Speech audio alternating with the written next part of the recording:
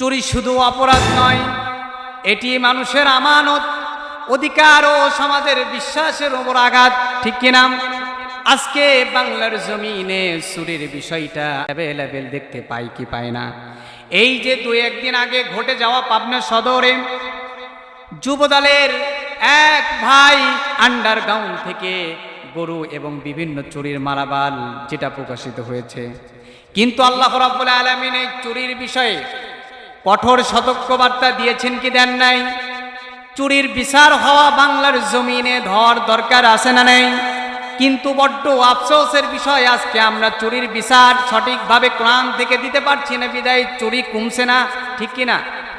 অথচ চুরির বিষয়ে আল্লাহ রাব্বুল আলামিন কঠিন হুঁশিয়ারি সতর্কবার্তা দিয়ে আমাকে আপনাকে জানিয়ে দিলেন। কোরআনুল কারীমে 5 নম্বর সূরা মাইদার 38 নম্বর আয়াতে আল্লাহ তাআলা জানিয়ে দিলেন, ওয়াস-সারিকু ওয়াস-সারিকাতু ফাকতাউ আইদিয়াহুমা জাযাআম বিমা কাসাবা নাকালাম মিনাল্লাহ। জোরে বলি আল্লাহু আকবার। আল্লাহ রাব্বুল আলামিন বলেন, চুরি যারা করবে, পুরুষ হোক কিংবা নারী হোক, তাদের হাত কর্তন করে দাও, কেটে দাও। কিন্তু বাংলার জমিনে যে এত চুরি হচ্ছে, কয়টা বিচার এই আয়াত দিয়ে করা হয়েছে?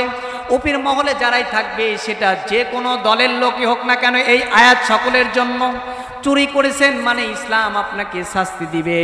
এই আয়াত থেকে যদি আপনি শাস্তি তাদেরকে দিতে পারেন, বাংলার জমিন থেকে চুরি উধাও হবে কি হবে না? কিন্তু বড্ড আফসোসের বিষয়, আল্লাহ রাব্বুল আলামিন বলেন, চুরি পুরুষ হোক কিংবা নারী হোক, তাদের হাত কেটে দাও, এবং আমার পক্ষ থেকে তাদের জন্য এটাই দৃষ্টান্তমূলক শাস্তি। কিন্তু আজকে আমরা দলে থাকার কারণে আমরা ঠাঁই দিচ্ছি, চুরি করছে আমরা দলের লোক গিয়ে তাদেরকে সাপোর্ট করছি। নো, এটা করা যাবে না। এই যেই দলই এই কাজটা করবে, আল্লাহ পাকের পক্ষ থেকে তারাই লাঞ্ছিত হবে, জনগণের কাছেও লাঞ্ছিত হবে। এই চুরি থেকে, এই চুরির সাথে বাংলার জমিনের সম্পর্ক থাকতে পারে না। চুরিকে কোনো প্রকার সাপোর্ট করা যাবে না। সেটা যদি আমার ভাই হয়, বাবা হয়, তাও এই আয়াত থেকে তাদেরকে শাস্তি দিতে হবে।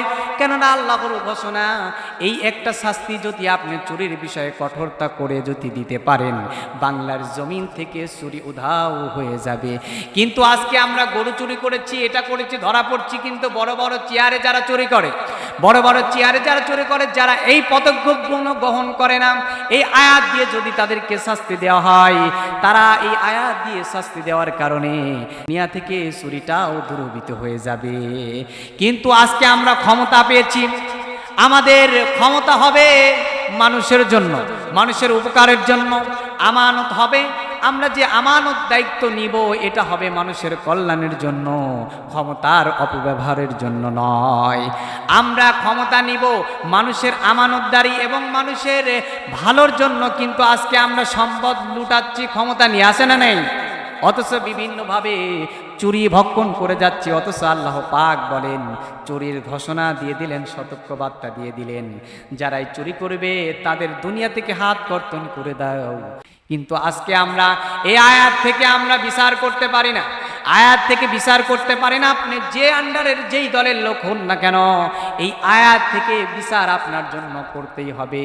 এই আয়াত থেকে যদি বিচার করতে পারেন, দুনিয়া থেকে চুরির বিষয়টা উঠে যাবে কি যাবে না? সম্মানিত হাজিরিন, চুরি থেকে আল্লাহ পাক আমাদেরকে হেফাজত করুন। চুরির বিষয়ে কোনো কম্প্রোমাইজ নেই, কোনো স্যাক্রিফাইস নেই। চুরি করবে মানে তাকে ইসলাম শাস্তি দিবেই। এই আয়াত আল্লাহ পাক এজন্যই ঘোষণা করে দিয়েছেন, চুরির বিষয়ে কোনো স্যাক্রিফাইস নেই।